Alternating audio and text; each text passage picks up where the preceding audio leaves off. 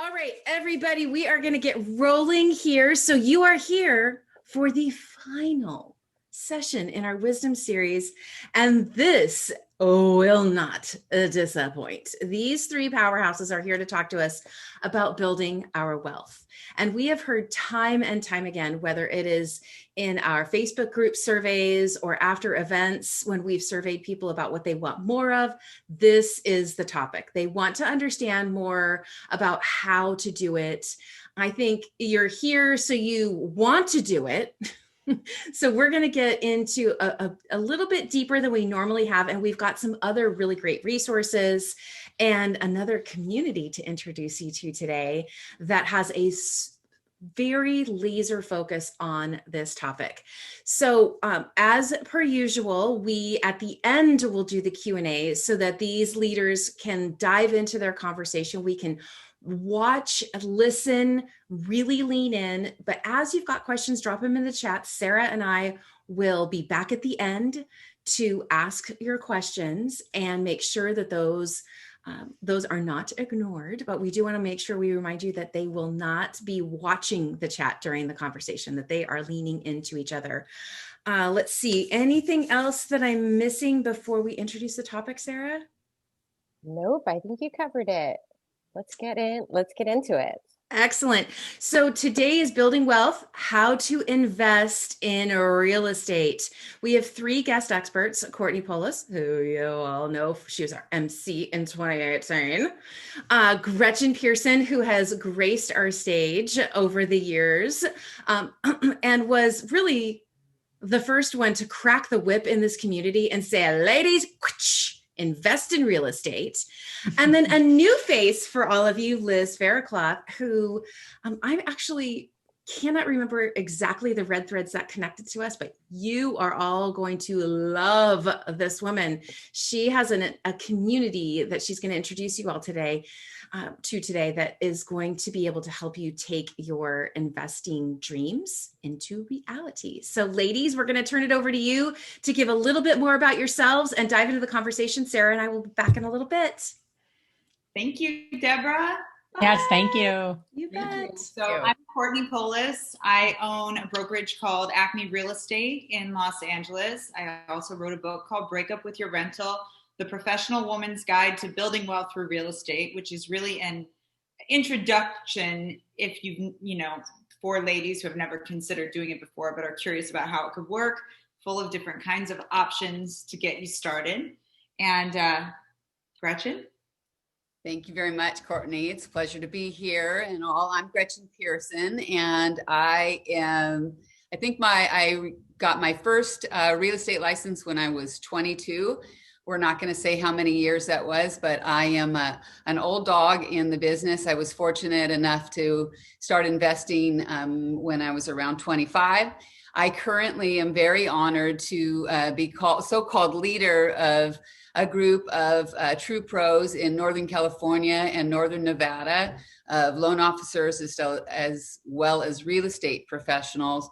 And we call ourselves Berkshire Hathaway Drysdale. And they're award-winning in QSC ratings and other measures to it. So very happy to be here.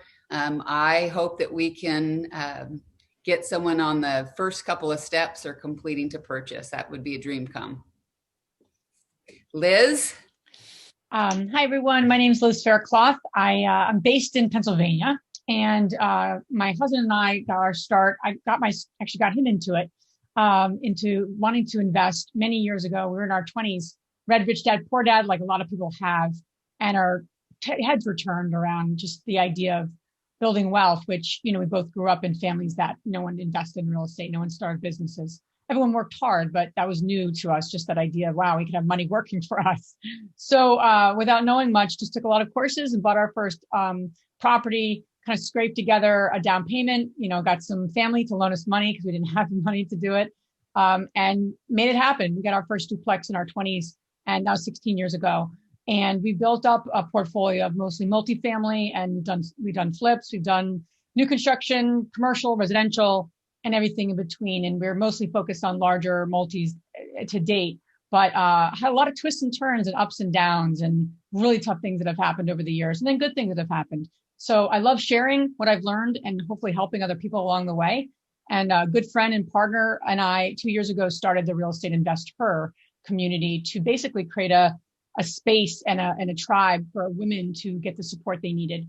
And they didn't feel like as alone. And and especially when it comes to construction, it comes to sometimes a little more of a male oriented, dominated world of investing. So very, very passionate about supporting women in this business.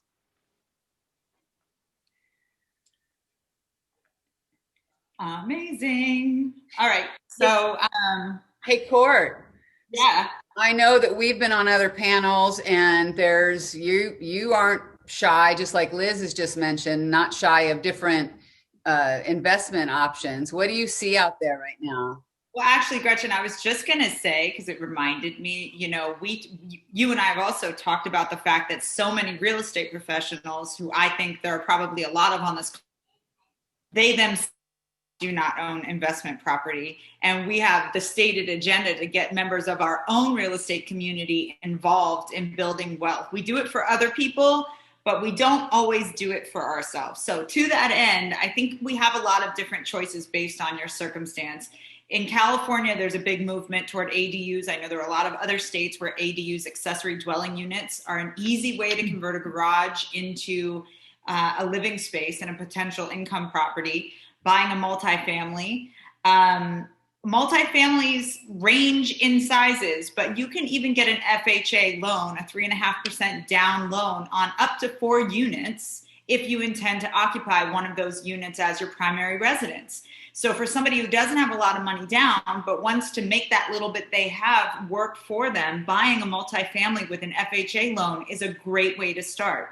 Those properties also appreciate very quickly. So refinancing could be an easy option if you want to get out of the FHA interest rate, which tends to be like a little bit higher than a conventional loan would be.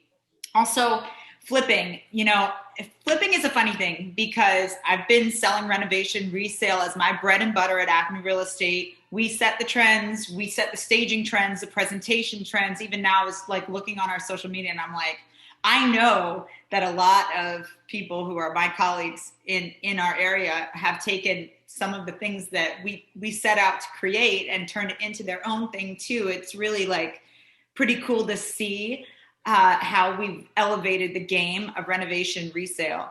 And there are a lot of men who are like design lovers who just really find themselves in the creativity of choosing paint colors or fit and finish and furniture. And there's a space for that too. So if as an introductory investor person, if you don't have a lot of money, but you have a skill set that you can bring to an investor who would otherwise be doing a lipstick on a pig flip, there is value there. And that's another way to do it. So thinking outside the box, I would say to someone who's never investment property, flipping, if you have a little bit of cash or a skill or a management style that you can apply for value and bring it to an investor who otherwise is doing kind of crappy flips, that's a value add. It will push the price up and you can get a percentage of the appreciation without it costing you $1, because I can tell you flippers hate picking out light fixtures. Building an ADU, those conversions can cost $30,000 to $80,000. You can go way higher if you want to, of course, but I've seen people do it for less than $100,000. There are also lenders who specifically do ADU loans, and buying a multifamily with an FHA loan. Like buy and hold single family is great, but it doesn't offer as much flexibility as some of these other options might.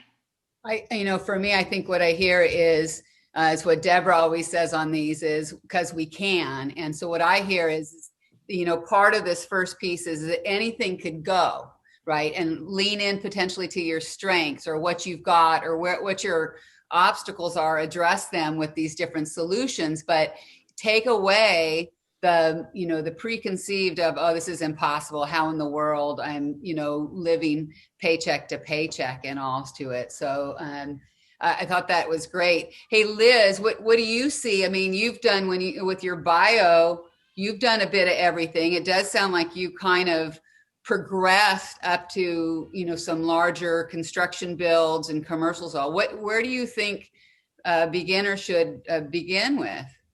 What niche? Yeah, it's a really good question. And, in a lot of ways, I think it also has a lot to do with, to add, I love what Courtney said, and to add on that, knowing what your goals are, your money goals, because there's so many different niches and there's so many different strategies, right? So you can really get like, and I know a lot of people when they start Googling and they go on all these websites, they get like, oh, get into self-storage and what's recession proof, what's COVID proof. And it gets very overwhelming right now. And so you can listen to someone and they can sell you on this one strategy, but yet does it really align with your own personal life and your own personal goals? Some people invest in real estate for pure retirement for 10, 20, 30 years plus. So they're not interested in having to pay their bills with whatever money they're making. They're really they want to build retirement. They want to build legacy. That's a different goal of someone saying, I hate my job. I want to replace my income.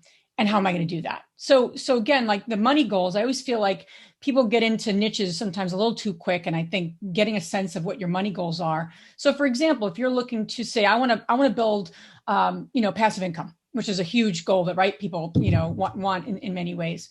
Well, flipping could lead you there, but flipping is in and of itself going to basically you're going to gain a chunk of cash, if you will.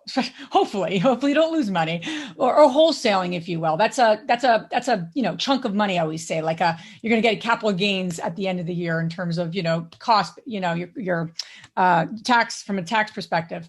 So, but if you're looking for that reoccurring income, that's more of your buy and hold or other rental strategies, self-storage or multifamily, single family. There's so many different ways to approach it. So it can get very overwhelming. I think the best place to start is to knowing your why real estate investing. If it's just to make money, there's a lot of ways to make money. It's a tough business, and I've been in it a while too. And I'm like, you got to really enjoy some of this, unless you want to be a passive investor and park your money with somebody else. Again, how active, how passive, what kind of money are you looking for now, later? Get some clarity around that, and then you can start to fill in the niches. And if it's buy and hold, how do you start? I love what Courtney just said it too, in terms of a small multi and getting your start there. I started with a duplex. Some people are like, why didn't you start this way or that way? I said, well, that was what was, close to our house, and that's what was available, and that's what we could afford, and that's what we did, kind of thing. There are some considerations there that you bring up a really good point, if I may. Where you buy. So let's just say a lot of buyers, just like first-time home buyers, they come to me and they kind of don't know what they don't know, right? They're like, I don't know. I just think I want to make more money for me, but I have no idea what my options are. And I don't know what neighborhoods I want to buy in, and I'm not sure about anything. So let's just pretend that a lot of people don't have the ability to set really clear goals going out. They want to know the information first and what their options are before they decide, okay, is that a useful use of my cash? Okay. Mm-hmm. So I actually don't think it's that hard. In LA, for example, it's very difficult to lose on a real estate buy. There's never a bad time to buy. There are only certainly some bad times to sell. And then there are these unexpected things that keep popping up, like rent control restrictions, Airbnb restrictions, COVID and eviction restrictions, and those kinds of things that you have to be prepared with some kind of a contingency plan to deal with. One of the things that I tell people to start with is talk to a lender. Let's get you there, okay? If we have to go FHA, that might be one direction that's going to point you that way. If it doesn't have to be FHA, it can go this way. And so, you can start formulating where you want to buy. And if you don't have to live in the place where you're going to where you're going to buy, then you can start looking outside the big urban areas and start looking at places where you can get more of a return for your money. I'll give you an example. I just bought a house in Orlando. The Airbnb prices versus the acquisition costs and holding costs are so dissimilar. The rentals are around $500 to $700 a night for people coming to Disney, 1 week rental minimums, and the acquisition cost for a $550,000 house, $2,300 a month. So in 4 days, you're paying off your entire monthly nut, and then everything else on top of that is profit. So there are many markets like that in America. You can think outside just the LA market, the Chicago market, or whatever, like if your market's having like a bubble. So that's another direction that you can take, and it can help hone your, your direction. And I always say, you're not really spending this money. You're moving your money from the bank of your savings account that's earning you nothing to the bank of a house, which is going to appreciate hand over fist more quickly than your 401k and your little savings account return. So really, this is a low risk, low stress investment, as long as you're kind of like in the flow. Courtney, again, what I hear is two things, and I want to circle back to where I think what I got from Liz was, again, it's possibility thinking, right? It doesn't have to be, and if we just are Deborah, again, we get to say because we can, right? And so it doesn't have to be, in a particular area. It doesn't have to be a particular product. You take the circumstances, and it goes back, I think, to Liz and talking about the why of the property. I will tell you, since COVID and all the world's been turned upside down, those questions or those comments, Liz, that you made are probably the most asked questions I get. People want to know, well, we've talked about College Town. You've bought in College Town. Well, now College Town, due to COVID, and all residential due to, in California, it's, not going to be with rent control. And as you said, storage units or Idaho's it, and all these niches and all to it. And I think all of them have interesting capacities. There's also, every time, you move away from your core competency, the risk goes up. And so, just in a not knowing, it's always survivable. When Courtney's saying there's little risk, I don't know, I've lost money on things. And so there always is a chance for risk, but it's survivable, is, where I would say it to it. But, I think that the comment is that lender piece where you said, Courtney, where you try to get everyone to start there. And I think that starts placing a reality, a picture of something real, for someone to shoot for, to know. And then, based upon, as I said, their tolerance level of where they want it. Now I have dogs going. That's good. Oh, geez. I have children screaming in the background. Oh, do you? So, yeah. So someone talk as the dogs go as they're barking at the beach down here. Someone's walking on their private beach, so they're upset. So, but, for me, I look at it and I do get with the lender and, start to get some reality on it. Courtney talked about that really our mission, and Liz's as well, as she started these organizations, is to try to get people, women, particularly, I am confused sometimes that those of us that are active in buying and selling real estate don't then, we need the courage pill, or we need the map to try to figure out how to do it.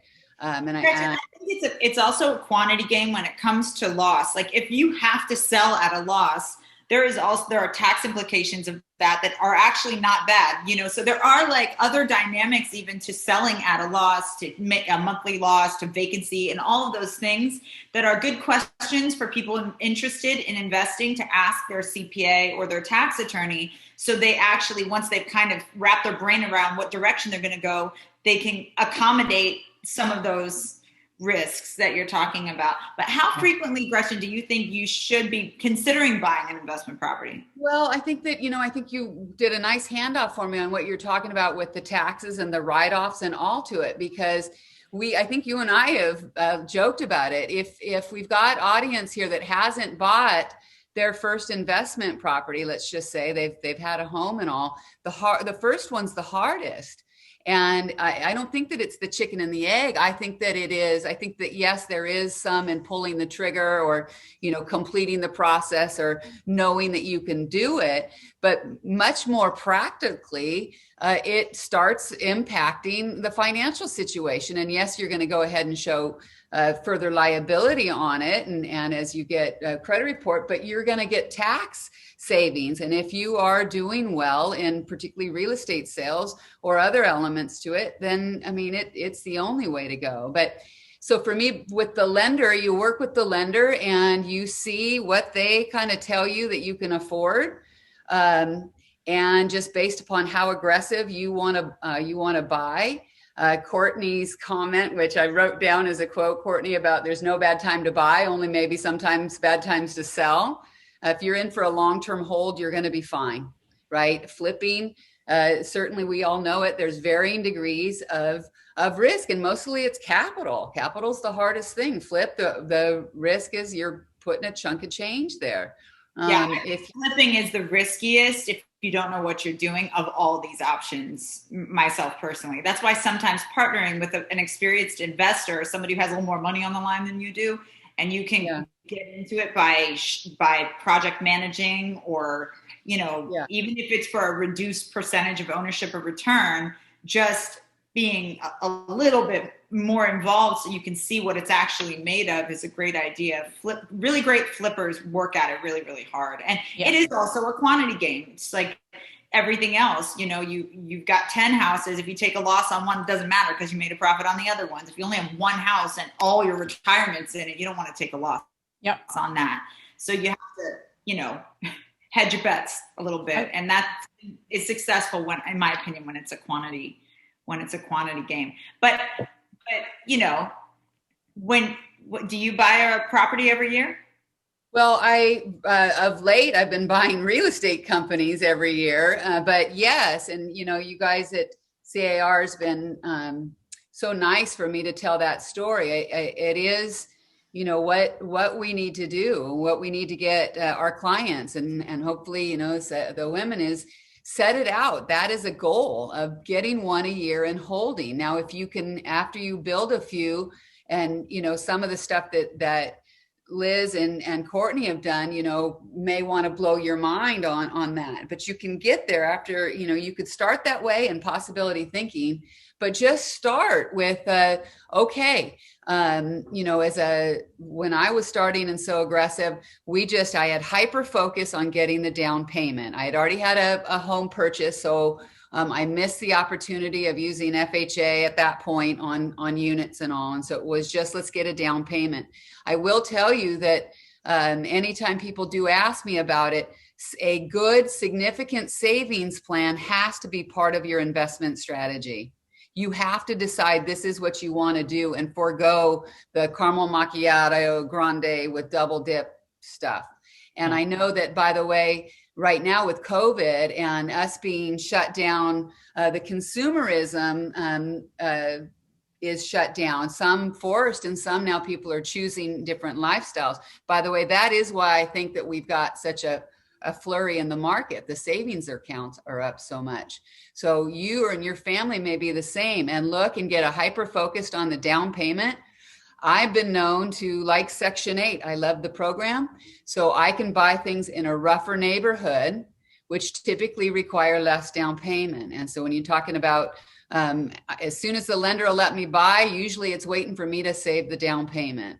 And so if I am buying in a little rougher areas or smaller or out of state, if I understand it, I'll buy and hold. And then start saving again. We kind of got our start actually from my father, who lent us money for the down payment. And then over the next several years we just ended up friends and family, and it got to the point where we kind of plateaued. And so we really grew our business with other people's money. And that's a whole other, strategy that, I don't take lightly, and nor should you. I don't ever want to lose money, in which we have over the years, of course, but you never want to lose someone else's money, right? Someone else's retirement money. I mean, that would just talk about sleepless nights. So we take that very seriously, but we've really, really grown our business that way because we've gotten into larger multi, which has kind of caused that, right? You're going to buy a 100-unit apartment building. Unless you just have lots of your own money just sitting around, you're going to raise it. You're going to work with others. And not saying that you have to focus on that, but we've bought our first, with private money, we bought two single family row homes in Trenton, New Jersey, which was an area still figuring itself out 10 years ago. And we had we put in the blood, the sweat, the tears. We knew the contractors, because there's that classic buy it, renovate it, get a renter, and then obviously refinance. And we had a partner come in and who 50-50, he was an equity partner. He put in 50 grand. And we put in everything else, pretty much all of our energy, our time, our resources, because we knew a bit at that point. We were still about 5 years into it. And then we were able to partner with him, and he put the money in and some other things. So there's a lot of creative ways to do this too. And don't let money hold you back. But, you know, if you do partner with someone, you got to remember, like, what is everyone bringing to the table? And we formed an LLC together, right? So we really needed to vet him. He needed to vet us. This is someone that I had a previous relationship with.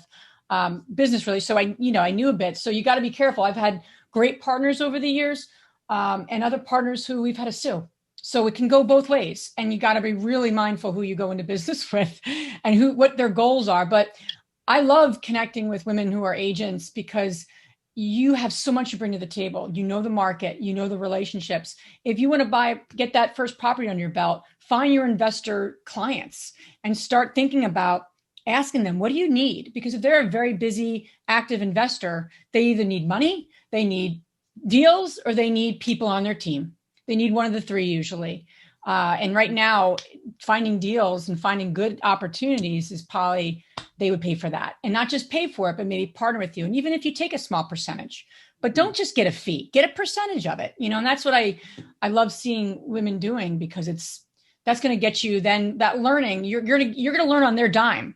Like, what a great, and you bring something to the table. So just a thought there. Yeah, Liz, lots of times I'm a broker and I see a lot of transactions go through, and I just want to, get with your broker. I absolutely, would figure all that out to take the percentages of it. And that's why it perplexes me why there aren't more real estate agents, women or men, diving into the investment side of it. I mean, the cost of sale of, even if it is just the commission, and you don't cut it because it's an investor, you're working doubly hard. But that's where you can gather up that money and put it to the sale. Take a 2% right along on 2 or 3 of them, and voila, you've got enough to parlay. And that's really what you're talking about, is parlaying. On that, Court, I know that you've talked about other times the importance to diversify different revenue streams and all. So totally. And I was also thinking here. Yes, I have commercial. I have vacation rental in Big Bear. I have out of state. I have some in my same neighborhood, duplexes and whatever. And it has been this. I always am waiting which ones would be more profitable to keep versus sell when the market is hot for certain types of properties. When you're a real estate agent, we're the ones closest to the ground. Like, I know where all my clients are looking to buy right now. They're moving out of high density and into like out of the condo and into the single family homes. So the markets with the single family homes right now that have an ADU are flying off the market. But the houses that are more high density right now are taking a little bit longer to sell. But what you brought into my mind was that fact that a lot of times when you're a really great investor, you do buy when other people aren't buying that type of property. So the psychology of regular home buying is like, is it a good time to buy? Well, because all your friends are buying, right? Which puts the value up. So you have to be able to trust your instincts enough to go against the grain a little bit. Go like college town, property values are down. That's a great time to buy. Commercial, retail, having a hard time renting, that's a great time to buy. Like, you have to also train your brain to go against the curve of what's on trend based on some temporary situation, and know that the market is going to return. There will be retail shops open again, I am sure. Maybe things will look a little different, but at the end of the day, I think I can speak for pretty much everyone that we want to get back out into the world again. This is really a painful time, even though we're all making the best out of it, and it does come with blessings, like Deborah said. It is a blessing in many ways. But I think we're all ready to get back out into the world. So those retail opportunities might not last too much longer into the next year. So going against the grain is a diversification strategy as well. Buying things that people want, great. Adding value to things that are there, awesome. when one of my properties that I bought was listed at like much higher than the market value because it had 2 long-term tenants. It was missing foundation on the back half of the main house. The yard was a nightmare. The woman that was inside there smoked a lot, and so everything was like yellow. And I'm sure it scared off a lot of people. My mom literally stood in the driveway and said to me, "I don't know what you're doing, Courtney, or what you're thinking." She actually said, which is kind of cute, "This house is not glamorous enough for you." I was like, "Oh, thanks, but I see the vision, Mom." And she's like, "This is a money pit. This is a bad investment." I'm like, "I'll buy it." So, I bought it, and because we were going to be occupying it, we could do the owner occupier eviction.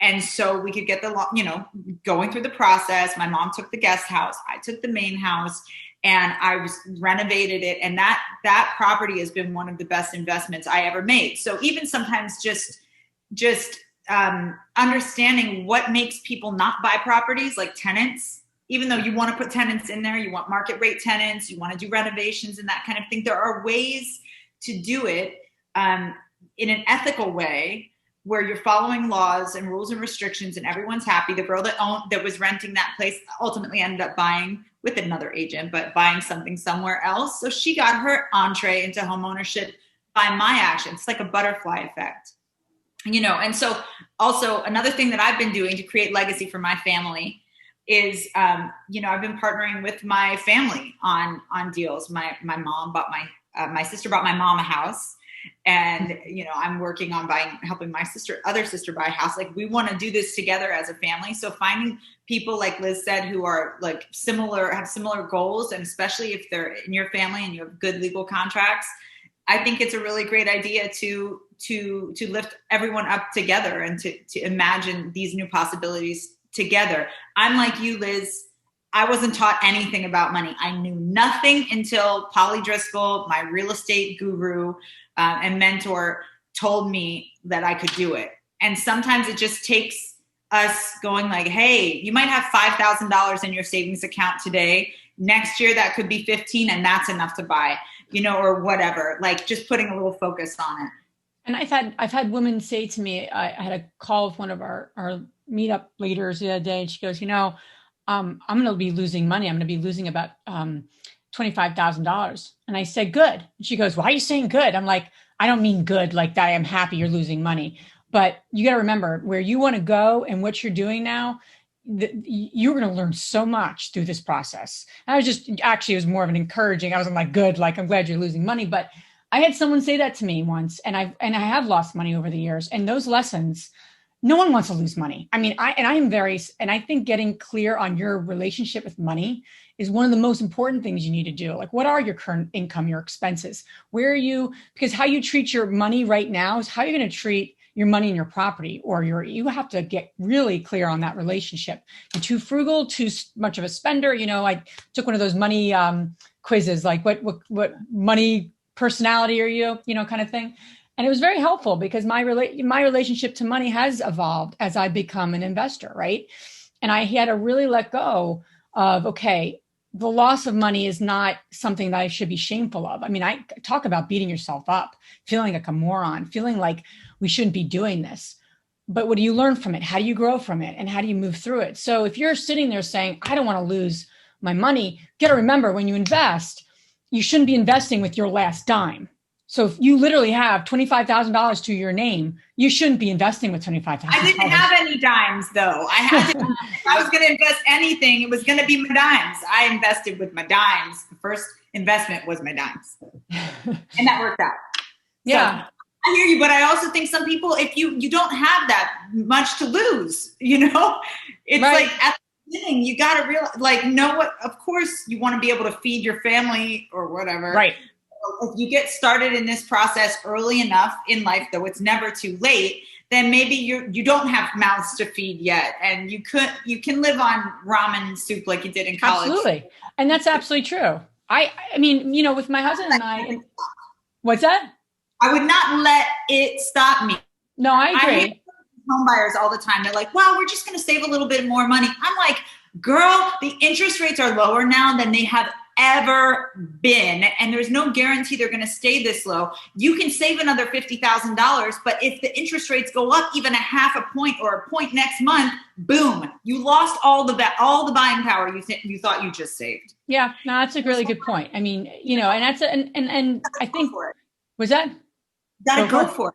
I hear you, sister. You know, I think though, you know, across the way is where we're coming down to is a couple of things, is that it is different for all. Okay. And don't be a sheep. If there's it's the, you know, using Liz's example, storage units, don't be a sheep, right? Don't start with yourself in the way of it. As Courtney's saying, get a financial reality to it with the lender in the way of that makes it real. And then once it's real and it's not a big ghost out there, now we set the focus to it. All three of us have said a savings component or a hyper focus to figuring out how to get some first capital is really it as a first step. I do think, as I said, as Courtney is saying on the interest rates, you know, there are where I see it right now, I can already hear in not very long period of time, all of my beautiful agents, and thank you so many for being on here, you know, going, oh, I should have bought more when the interest rates were there. I just know I'm going to hear that. I should put $1 on every time I hear that from an agent or a client saying, oh, I should have bought more back then. And it wasn't that long ago in the short sale time frame where, you know, people gathered up things, and we wish we all had more of those. I do think, you know, the current state of the emergency, of housing emergency that CAR and the governor has put on, and these guys have talked a lot about ADUs. I think that window will change. That will be another one where we're going to hear people say they wish they had taken advantage of the ADUs. Yeah. That window will close. I think we've got a few years on it, but you know, Courtney has suggested a real good way of, you know, just increasing your cash flow in the way of fine. Now you've got a rental piece, and you've got, you know, it can be in your backyard. And I see a lot of opportunity on that. I also not sure, I think why the window will close, just as an example, you know, my house is in it's a nice house in a suburb, San Ramon, but under to the letter of it, you know, we still have to get local pieces, but I could put a fourplex. Now, my neighbors would kill me, but I might do a Trump, and on the way out, take up a fourplex on selling that thing, because once a few people do that, or whether it's a duplex or whatever we can get, that window is going to get shut because of all the other problems that it's going to present. So I think that we should look at that. I also think, you guys, we talked about other people's money. Liz says she's done well on that. A very simplified version of that, not to get too fancy and to not let it get in your way, is just an owner carry, is an owner. Yes. Yeah. And think about the opportunities now, right, Court? I mean, the baby boomers are finally getting rid of their houses. Yes, they're buying down, they're buying all kinds of things, but they'll take a nice interest rate, and you want owner carry because it's OPM. And if you do have a few properties, it doesn't report on a credit report. You look a little less encumbered. It's exactly right. So when I was helping my sister look here in Florida, it was like we called maybe 40 properties and found 2 where the seller would carry. And I'm like, these are the ones, because it's a for sure going to close. You can obviously, it doesn't affect it doesn't appear on your credit report the same way. You can refinance out of it just like a regular loan. So in 2-3 years, if you want to convert it or it's appreciated, you want to refi or whatever, you have that option. Probably it's built into your contract too. It's so smart. It's so smart. Absolutely. And a lot of agents aren't familiar with it either. So if you are an agent, you're on this call and you haven't done many seller financing kinds of things, Google it. Yeah. Go ask your broker. Your broker should teach you. Go ask your broker, because I know in LA there's not like a ton of that kind of opportunity, but outside LA there's a ton of it.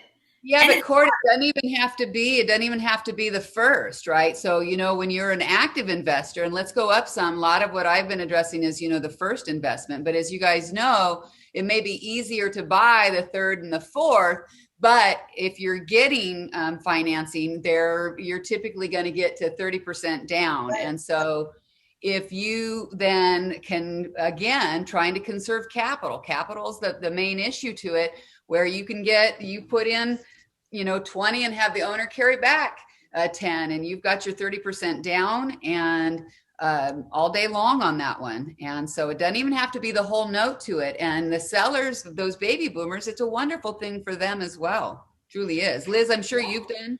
Absolutely. Yeah. And I always like to say too, with that is you're really creating a win-win, because you have to think about their challenges, right? Why would they do that? Because you might be saying, well, why would someone do that? Don't they just want the money and run, they don't want the headaches anymore. And when you're a landlord and you have rentals, there are things you have to deal with. And that's what you're really seeking to understand, like really negotiating and building a relationship with that seller. And if you can do that and do it well and create a win for them and create a win for yourself. I'm a big fan of owner financing yourself. I love how, all the different ways you can probably explain it, but yeah, it's a great strategy with none of your own money out of your pocket.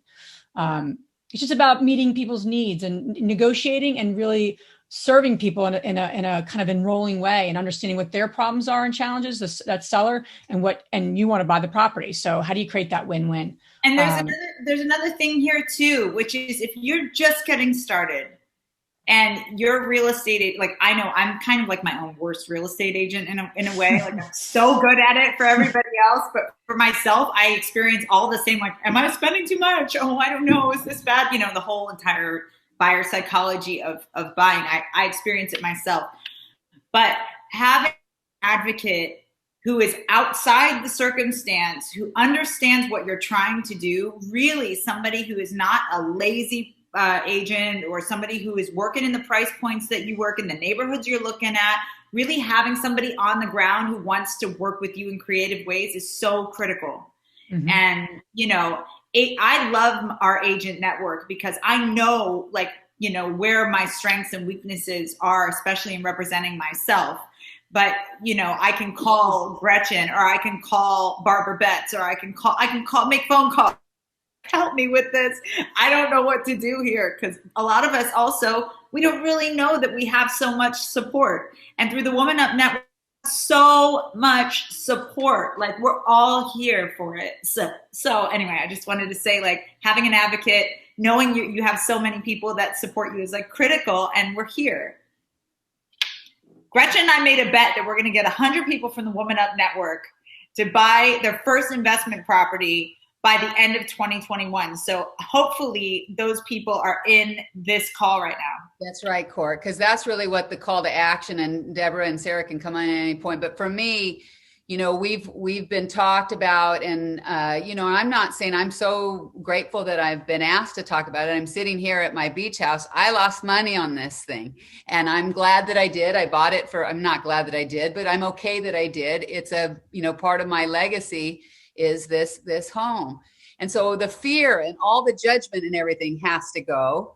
We're on this panel here to really try to assist. And whatever the next step you need, if you take a look at yourself, whatever it is, we're here to help you make that commitment to that next step. Get a savings plan, get with a lender, like Courtney said, get that piece. A possibility thinking is what Woman Up is about, right? Not anything that is, they may flash in your head. Oh my God. When I was first told some of this, I said, I was young, I was 23, I was broker than broke. And I was so mad, right? To buy a property a year wasn't going to happen. And then as soon as you just remove it all, didn't have to be great, didn't have to be in California, didn't have to be anything. It just try to get something. And well, that's the perfect segue to this, Gretchen, because I remember you talking in 2017.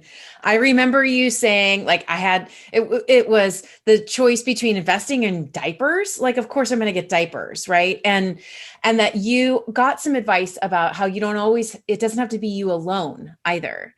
And right. So MJ Kuhn's actually asked about that. Could we talk for a minute about how a few friends can invest together if they can't do it on their own? Are there things that they need to know legally if 3 people might be going in together? What's the advice there? I can talk to it. I'm sure Liz can too. We would do, because I would buy, and I have bought things with my agents and all. And so what I would suggest is that it's a buy-sell agreement at the beginning. It's very quick. You could just get your attorney to do it. Tell them to keep it very simple. But it's, in the event that you're going to sell, I would make sure that whatever your goal is, if you want a long-term hold, is that what theirs is? Or is this a way to try to start and then leverage? And so based upon that, if it's, okay, look, let's get in here, let's buy a duplex, and then in 2.5 years, let's bounce out. Okay, you can force a sale, a buy-sell agreement. Liz can probably talk way better on this one, but friendly negotiations are what's called a baseball clause. So you could write that into the agreement, and basically it just goes, listen, I'll give you $500,000 for your half, just making it up. And if Deborah refused my $500,000, she would need to buy my half for $500,000. That's a baseball clause. And it's a friendly way. I love it. That is really neat. Price, right, Gretch? Like you would say, okay, we're buying this for $700. When we think the value is at $900, that's when we all agree we're going to get what we need out of it. Let's try a sell. Or something like that. Some agreement about when selling would be the right time. That's right. And I would recommend. Oh, go ahead. No, you can go, Sarah. I was just curious if you would recommend, or if you've had an attorney draw up those clauses, Gretchen. I do. Mine's going to be probably back with my mentor that I always try to give credit to, who passed, Betty Flynn, and I had. I don't know. We probably had 5 or 6 properties together, and I'll dig it out. But like I said, I'm old. So it's probably in 90s. It might even have shoulder pads when I dig it out. May they rest in peace, those shoulder pads. Come back. Go ahead, Liz. I was going to say there's 2 ways that we've really worked with money partners, if you will, or had partners or friends and those sort of things. One is just a pure lender, and it's just called private lending, where someone like my father lent us $30,000 and an agreed upon interest rate. And then we drew up an agreement to pay him back, obviously in his interest. That's a short-term loan. He's not a partner necessarily, but he's getting a win by getting interest on his money.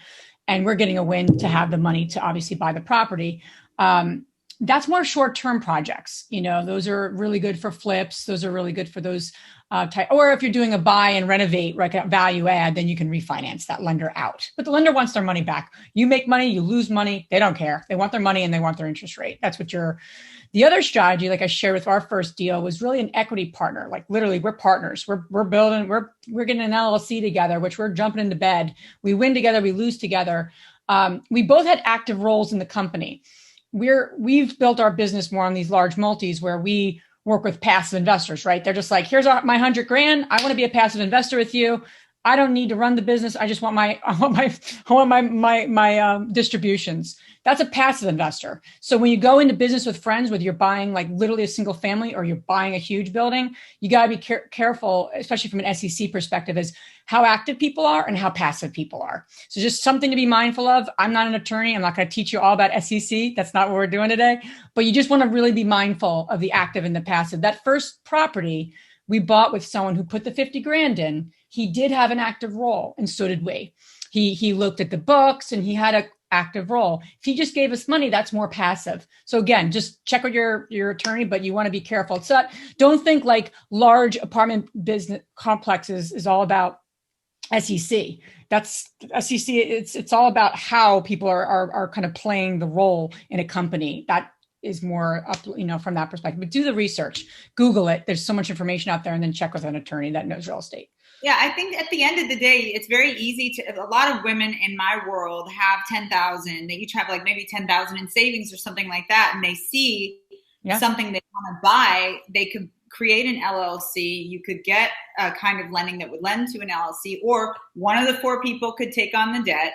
Yep. And then afterwards, you guys kind of divvy up the ownership, how things are paid, have an exit clause ready to go. And, make sure that you're all on the same page as to what happens if your priorities change. So sometimes people get into an investment property thinking one thing, and then they need to liquidate for some reason, lose their job. then what happens? So those clauses like Gretchen was talking about, what happens then if somebody wants to get out? Yep. And one person wants to get out, not all 4 people can get out at once. But as long as there's some common understanding, I think it's a really great way to get started, you know? Yeah, so lay it out in the beginning, use the attorneys and to lower your risk. I love that advice.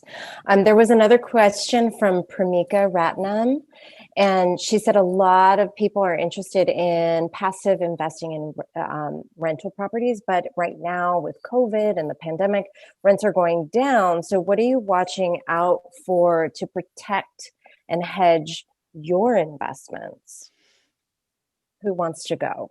Well, I'll start with something that's non-COVID related, and I've always been a proponent of it. I think it certainly depends on what product type you're buying, but I love Section 8. I just do.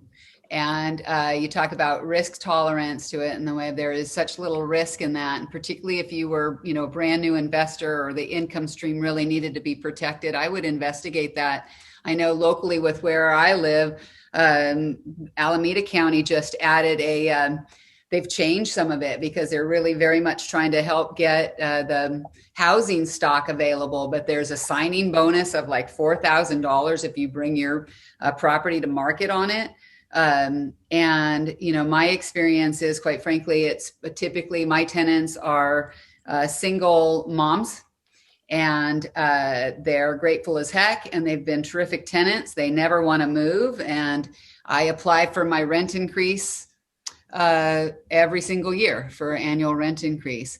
So, I think that there is some ways to look to do it. But residential, even though, yes, we have a dip right now, again, let's go back to the underlying piece is that Governor Newsom in January placed us under an emergency housing order. We have not enough housing, and whether that's starter housing that needs to, bring it up and through, but we have a housing issue to emergency crisis. And so this is a little bit of a leveling and short-term dip as people are trying to understand lifestyle, where they're going to live and what they want to do. And everything got hit or dipped. I have quite a few. I know Courtney does too. I have quite a few VRBOs, and, COVID was a stinger on it. It's still somewhat back. Yeah, it's interesting because I think the main thing is with COVID, it's so local how the different regions. Okay, so Big Bear, for example, is where one of my Airbnbs is. They sent out a bulletin saying they're not going to stop the vacation rental market because their entire town relies on the vacation rental business, right? But they are going to make sure that people who have more than 3 families in a house, I think, or something like this, or like lots and lots of cars or having parties, those are going to get shut down. So it's kind of like every little neighborhood is curating and interpreting the vacation rental rules differently. But even in LA, like there are really strict eviction rules anyway. So if eviction or COVID those kinds of things are sensitivities for you, like maybe you don't have the flexibility to pay the mortgage if somebody leaves early, or you don't have the ability to get an attorney, whatever. I would say look for outside of California. There are a lot of states that are more landlord friendly because they have different conditions than we do in terms of housing. So they might be a little bit more lenient. Yeah, and just to add to that too, for us, we've always invested in like workforce housing in areas that there's affordable housing is needed. And so we've never invested in areas that are, kind of like on the hot market list. That's never been the areas we've focused on. I'm a really big fan of actually looking at job diversity. People talk about markets and how to analyze markets. That's a whole other conversation. But are there various jobs in that area? Because if one job goes down because of something going on, will there be other jobs that people can pull on? So just really focus on that. Look at that. That's really important. It's not something I started looking at, but over the years, it's something we've really zoned in on. The other thing, if you really want to think about how is this market going to be affected by COVID, obviously you got to conservatively look at your numbers. But secondly, how did this area do in the last recession? because you can get that information. How did it do 2008, 2009? What happened? Not that it's the same thing, right? We know this is a whole different animal, but it could give you an example. I mean, if you're looking to, do new construction in an area, we were looking at something in our own town, and that's what we looked at. We're like, let's look at what happened in 2008, 2009. And we saw like a steady increase still, even though the recession was going on. We're like, thumbs up. That's good sign. Again, you're not going to know 100%, but you want to mitigate your risk. And the past always tells us something that we can use for the future. So those are numbers and that's information you could get your hands on any market you're looking in. So just a food for thought. I love that. So we've got a couple of additional questions. Are you ladies good on time? Can we? Okay. So one of the questions from MJ Kuntz was, again, she loved Elizabeth sharing how she got the funds for the first investment purchase. If it's not the first investment purchase that you're talking about, like what, give us your best advice for where to get that money. Like, where did you find that money when you were searching for the diapers or you were, pulling dimes out of the couch? Like, how are the people who are like, this sounds so amazing, but I think for me, it was just hyper-focused and saving. So that's why I think that everyone was there. And maybe because I had the world's best business of being a realtor and making sales at that point, I think the hyper-focused and the target on a purpose with the money. I've seen over on my years in this business where it's gotten lost with real estate sales. You're not going to get wealthy. That should just fuel your purchases. So I don't know if I answered there, Deborah, but in the past, I've done it where, like, for example, one of the flips that I did, the flipper was definitely over leveraged from a bank's perspective. Wasn't, so I could take on the debt and then he paid the cash for the renovations and we had an agreement about how to resell. So, borrowing money from family is one option, but all the other, like most of the other investment properties that I did were straight, you buy one, you sell it, then you have enough to put money down on the next one. So conventional financing isn't a problem, especially for under 4 units. But if I were in the situation where I didn't have a lot of down payment and I wanted to buy something, the FHA and a multifamily with 3.5% down, and you live in one for a couple of years, that's the way to go. Look, everyone's like, there you go. There you go, MJ. There's your answer. I wish, by the way, that we would work with our clients much more on this. They always want the white picket fence, and think what we could do. Right. The millennials aren't, settling down the same time that we did. So they don't want to talk house. We always talk house. I mean, let's start with units, start with a duplex. Go. Yeah. I love it. Well, there are a couple more questions. I want to get to one that was really for Courtney, but I think I've heard all of you say you're investing in different areas. So how did you find property outside of California, in Florida, Courtney? And, would love to know, and this is from, I think it was an anonymous sender, so I don't have it was. your name. But we'd love to know more about where you turn to for information about investing in a different state. Sure. So there are different apps that show you what rents are, like Rentometer, I think is one of them, and there are like other apps. Zillow will give you a projected rental rate. When I was looking, I've looked in Nashville, I've looked in Austin. I also look in more familiar areas like State College, Pennsylvania, places where I know and understand it's not so unfamiliar to me. I have real estate agents that I've made relationships that are in these different markets that I can call and be like, what do you think about East Austin right now? Is it still good? Because 2 years ago it was looking good, but now the prices have gone up. Like, are rents going up or new restrictions? What's the word? So having a man on the ground is a really great way of or a woman on the ground. Sorry. Took the words out of my mouth. We're here for you, You Courtney. set me up so beautifully. Okay, a woman on the ground. But also, if you travel and you look at the price you're paying for Airbnbs across the country, if you're just paying attention, I always look at real estate wherever I am. So if I land on the ground and I'm in Phoenix on like a layover, I'm looking at like real estate around me on Redfin or, Zillow or whatever. I'm trying to figure out what's going on wherever. So I'm looking at how much does it cost to buy this 5-bedroom house versus how much it costs to rent it everywhere I go. So you can do a lot of that research online, and there are a lot of obvious hotspots: Portland, Seattle, Northern California right now, because a lot of the companies people are working from home and they don't intend to reopen. It's shifted the market quite a bit in Northern California. And it's interesting to look at what's happening there, like properties that were out of people's budget before, they're falling into people's budget now again, so it's interesting to see. But the main thing is always have your apps at the ready, and you can literally just like pick a place where people like to go. That's a easy way to start. Like, people like to go to Orlando because of Disney World, and people like to go to Big Bear because it's the closest skiing to LA. You just start thinking like that. Yeah. Where do people want to go? I use, Liz, I'm sure you use, I know that it's commercial. It's not for, secret deals that we're all looking for, but I'll just go shopping on LoopNet, and I won't filter by state.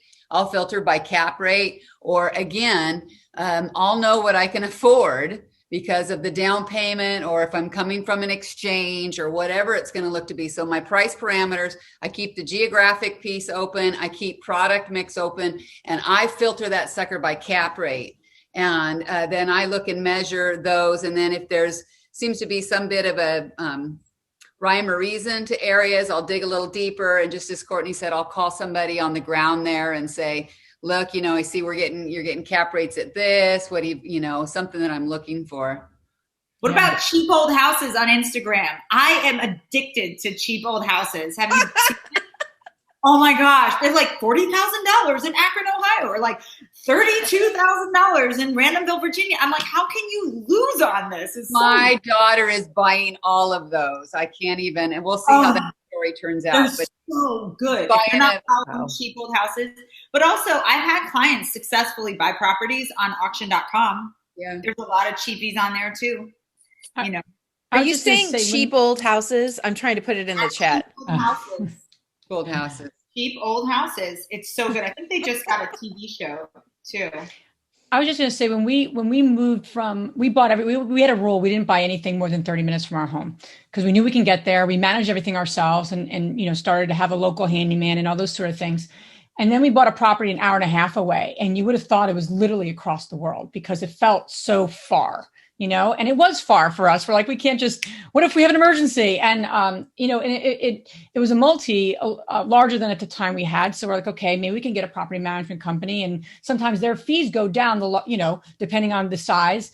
And, some property management companies will really be helpful as a team. If you don't have a local person, we actually had a cousin who lived in the neighborhood. It was Lancaster, Pennsylvania.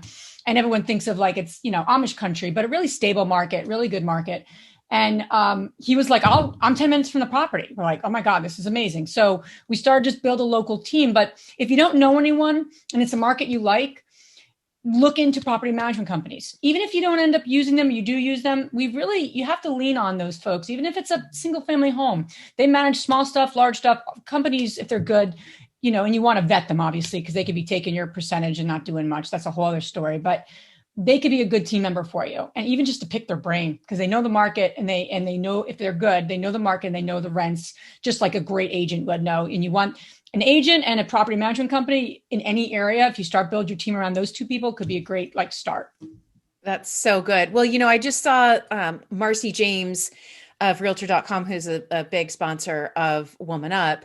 They just acquired Avail. I don't know if any of you use Avail or have heard of Avail, but they are an online property management platform that helps to streamline the rental the process for the do-it-yourself landlord, right? And so that could also be an option. I'm guessing that it's an option for resources in general, whether you sign on for their service or not. But I did see that they just acquired them. And so I think that there are so many resources. We don't have to do it all alone. right? We don't have to do this process alone. So let's wrap up with round the Zoom room with a book that you'd recommend and your final words of wisdom for those of us who are here live and are watching the replay. Well, I recommend my book, Break Up With Your Rental, The Professional As you should. Wealth Through Real Estate. And what was the second part I'm supposed to? Your last, just words of wisdom after everything we've shared today. What is the last thing you want to sprinkle over the community? This year has taught me to be completely fearless, to live the life that I want to live kind of shamelessly and just go for it. Play on a big, big field and don't let your fears direct your investing. Love that. Liz, how about you? I'm going to give a shameless plug too, but we published a book called The Only Woman in the Room, this year. And it's basically 20 women's stories of how they got their start in investing and how they not just inspiration, but also like chock full of different strategies and resources. So just really proud to be part of it, but to put out like just the women's voice and how they're just, playing, they're rock stars and like all these ladies on this panel today. I'd also say from like a mindset book, one I reread almost every year is Think and Grow Rich. It's not a real estate how to investing book, but it really just on an annual basis helps me just keep my mind fresh, because even when I limit myself, because I'm not experienced in vacation rentals, and that's a new venture for us, me and my husband, as we're thinking about, diversifying. And I find myself even going back to old thinking. And multifamily, I'm good, but I'm like, whoa, vacation rental. I'm like, what am I doing? I know so it's like, I think we need to always keep our mindset fresh and even experienced people. We can sometimes go back to those beginning feelings because it's new. It's a new, especially it's out of state and it's a market where we're new to. So my point is Think and Grow Rich. I think it's Napoleon Hill. It's a classic, but a goodie just to keep that mind fresh. Love that. Love it. Napoleon Hill, Think and Grow Rich, was one of the first books that was I read as a young real estate agent. And I would say that's, if you haven't read it, everyone needs to kind of get it in there and do it. And it's not, you got it. It's a thinker. I currently, and I think maybe it's COVID fueled, but mine is what I would say is it's just a book that's out. It's a work through book. And where will you be 5 years from today? And it goes through and asks questions. You can do it with your family or your spouse. We've had significant success stories with vision board type of activities, whether that's a family activity. Deborah, you talked about being in your PJs for holidays. Well, PJs and vision boards. But right now, I think in particular, because I appreciate you guys again letting me be on here to pound the drum. I'm here to help anybody. Liz talked about getting money from him. My middle name's Guido. So, a deal and I'll look at it. I can be a lender as well. So, but somehow figure it out. Okay, you guys, figure it out. You can do it. I think that's the end piece. We can, right, Deborah? Why? Because we can. Yes. So I love that. So real quick, Gretchen, what was the book that you mentioned to read first? There's a question. Where will you be 5 years from today? And it goes through, it's a journal, but it poses the questions that gets a conversation going. And so it just forces the thoughtfulness, and you do it family-based. My husband and I are doing it because we have found ourselves to be empty nesters. Our children do not love us anymore. Oh, oh my goodness. Oh, wow. There is so much love for the three of you for sharing for investing your valuable time and sharing your outrageously helpful wisdom and truths, right? Truths. Yeah. We are all worthy of finding the right investment property for our family and our own legacy. And I feel like everyone is leaving today sitting up a little taller. I know that Sarah and I were texting back and forth going, dang, now I want to buy another investment property. So there might be 2 extra ticks for 2021 right here. Yeah. I really, really do encourage all of you. We dropped some links in the show notes. Get connected to these 3 amazing powerhouses.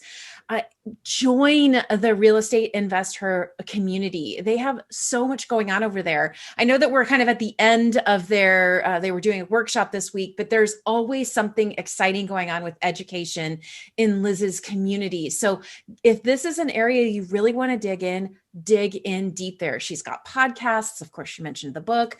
Make sure to get Courtney's book. Hello. I have a feeling that there's probably going to be some sort of e-course or some kind of additional training that's going to be supporting that. Of course. I'm working on it. Yeah. Like halfway through. So that'll be coming soon. 2021. Yes. Yeah. So there is an ever flowing opportunity to plug into the resources with these three, let alone the connections that they've got. So please reach out. Even if there's just a little tiny voice in your head saying, maybe this is for me. Maybe, is it? Reach out and link arms. We are so grateful. Again, Courtney, Gretchen, Liz, wow. Thank you. Thank you. Thank you. Thank you to everybody who joined us live, everybody who's watching the replay. We'll be releasing the replay as soon as the edits are ready. So get ready to get that in your inbox. And until then, everyone have a wonderful rest of your week. And we will see you on the Facebook group to continue the conversation. Peace to all. Thank you so much for having us. Thank you, Gretchen, Courtney, and Liz.